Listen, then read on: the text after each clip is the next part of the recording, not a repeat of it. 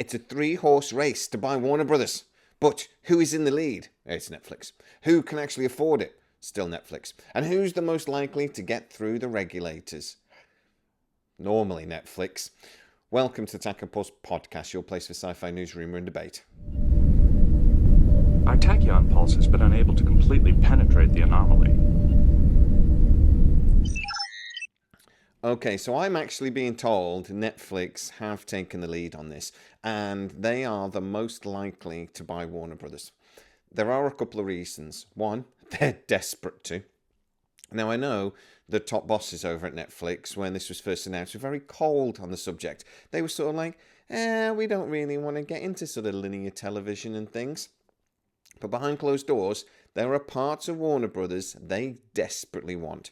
They desperately want the studio space. They desperately want HBO and all of the related sort of streaming side. And there are elements to sort of the network stuff that they would be interested in. The rest of it, they might sell off. This is a little bit like Skydance buying Paramount. How, yes, they wanted the whole chilada, but they also wanted to skim a lot of the fat off. It's very likely that Netflix will want to do that, and actually they won't end up buying the entire cake, as it were. They're going to want to buy just the bits they want. But there is probably a thing to say that actually all the companies are going to want to do that. Why? The incredible debt. Basically, Warner Brothers is currently $39 billion in debt. It was actually $55 billion just a couple of years ago. They've managed to bring it down significantly. Now, that is a lot of money. And whoever buys it, if they bought the whole Warner Brothers business, would have to actually take on that debt. And it's basically what has really made Warner Brothers struggle in the last few years, is actually maintaining this debt. What is more likely an option is they will split the business, the studio, all the stream and stuff, etc. on one side, and all the stuff that actually nobody wants on the other side. Now, when that splits, they're actually allowed to divide the debt pretty much however they want. So in theory, it's not 100% on this because there are some legal things they're allowed and not allowed to do. But in theory, they could basically transfer the bulk of the debt onto the bit nobody wants, let that company basically go bankrupt, or sell it for nothing. But you'd obviously take on the debt. But then sell the profitable side, the studio space, a lot of the IP, the movie stuff, etc. That can be sold for a significant profit, and it will be. It's estimated that this will cost whoever buys it between $50 and $70 billion. Now, again, a lot of money. But if you consider, say, what Fox went for a few years ago, yeah, it's one of the biggest studios in the world with one of the biggest studio lots in the world. The studio space alone is worth billions. And yeah, it's going to go for a lot of money. So first of all, let's look at the competition.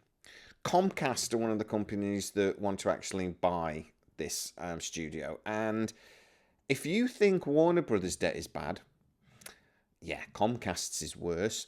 They actually have more than $100 billion worth of debt. Now, that debt is considered to be manageable because their revenue, let's check my numbers, is actually around $30 billion a year. So, yeah, their debt is roughly 3 times their revenue. Apparently, that's considered to be a manageable debt. Now, Paramount, its debt is a little bit more difficult to judge, but it's believed to be something around the $8 billion mark. Actually, when Skydance took over it, part of the deal was that they would pay down that debt. They had junk status for a while, but the important thing is they do not have anything like this revenue. It's still significant, but it's nothing like Warner Brothers.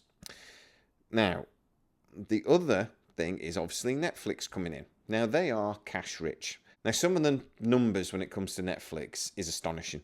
They have debt of around $12 billion, but they have roughly $9 billion in reserve. So actually their debt is only as a net about $6 or $7 billion, which for a company that has a revenue annually of $43 billion is, good. So Netflix could afford to do this. They will be borrowing the money, but they already have a reserve. And to be honest, they already have a business that they will be able to get good collateral on. They will get loans at a good rate. Now, a few years ago, their rates weren't so good.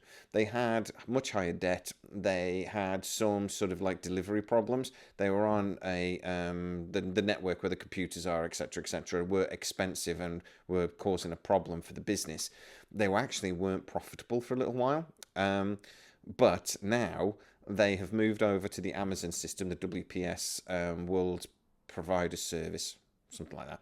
And they're now on those servers. So that is where your television is streamed from, straight into your TV. That has been significantly cheaper to operate and more reliable. So basically what it's done is made Netflix go from a little bit struggling to actually very profitable. They've also done deals all over the world, like here in the UK. What actually Netflix is delivered part of Sky Television and a couple of other providers like Virgin, etc. Basically the cable and satellite TV in this country come with Netflix built in. You don't have to sort of subscribe, it's automatic, built in anything. But obviously they get payment from those providers for that. They've done deals like that all over the world over the last few years, and it basically means they get a steady, reliable income. How about getting through the regulators? Right now, there's going to be two different perspectives on this. Normally, in the normal world, the FCC and the FTC are the main regulators that may do this. I'm not actually 100% certain who's going to take it on because it depends on who buys it, kind of. So whoever takes it on, they're supposed to look at things like if the companies have news networks, because there can't be too many companies owning too many news networks. And if you own one major one, you're not really supposed to own another one. So you have to be a little bit careful there. Now, obviously, Paramount does control several large news agencies now. So buying Warner Brothers, who also control several news agencies, would be a bit of a problem. It's worse, though, for Comcast because they have to get through the regulator and they own NBC and MSNBC. Now, the other perspective to look at it is basically the regulators are controlled by the Trump administration, and the Trump administration have shown that they don't behave normally.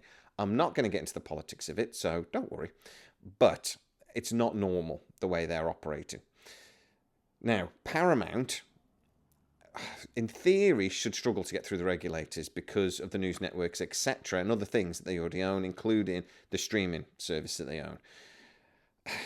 The problem is that because things are not running normally, and because actually Dave Ellison has a really good relationship with Donald Trump and other members of the administration, they may actually have an in here, and they may actually get through the regulators relatively easily, even though normally they wouldn't. Comcast have the same problem, but their problem is twofold, because they control NBC and MSNBC, who have been very openly anti-Trump. I mean, to the point of they may as well like burn an effigy. I mean, they are very much anti-Trump. This administration has shown that they can be a little petty. And if a company or somebody else is openly against them, they are more than happy to, retaliate. So that may basically stop them getting through the regulator. And that's not going to change for about 3 years, regardless of how they do in the midterms. So I've talked about politics a little bit. Oops. I don't think Comcast have got any chance of getting through the regulators, is my point. Paramount might do. But in theory, Netflix should have the straightest run on this. For one, they don't own any studio space. I don't think they own any at all, actually. I think they might rent a couple, but they don't really own any significant studio space. They're not really a studio. They buy projects off other people. They fund projects. They don't actually make stuff themselves. They don't own any news organizations or anything like that. They don't own any linear television sort of cable things or anything like that. They are just a streaming provider. So, in theory, there's no sort of competition there. Now, yes, they're going to be buying HBO Max, and that will be competition. Netflix is by far the biggest streaming service, and this would really put them, seriously over the top. They'd almost like double Disney and Amazon, etc. It would be huge. I think HBO is like third or fourth, I think, at the moment. So this would be a massive increase, and they really would be the dominant force in streaming, assuming they basically kept all the HBO Max subscribers the way they are, and didn't just merge them into one. The other thing is, though, you have to remember Netflix would be desperate to do this because content's the only reason they've got any debt at all. During periods where they need to produce things quickly, they borrow the money. Not a lot, to be honest, but they borrow the money and then they pay it off over a period. Content, they're desperate for. And I don't know if you've been watching Netflix in the last few years. Some of the movies, you're like, yeah, this would have been straight to video. Getting something like Warner Brothers would be a massive coup for them, and it would basically project them and make them pretty much the biggest studio going. If you think about this, they have the delivery system. They have Netflix. It's worldwide. It's global. It's everywhere.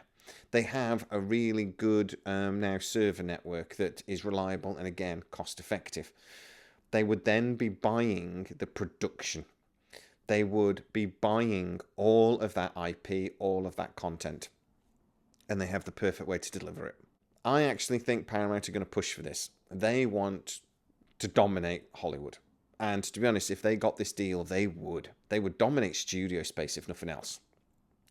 They would dominate IP. They would own some of the most important IP in Hollywood at the moment. It would only be Disney, Fox that would be any sort of competition to them. This would dominate Hollywood in lots of ways. It would basically make two major studios, really. It would be Paramount, Warner Brothers, Disney, Fox. They would dominate Hollywood. I would prefer Netflix came in and at least mix these things up. Netflix is best placed for this, and I'm being told they've actually put a really good bid in.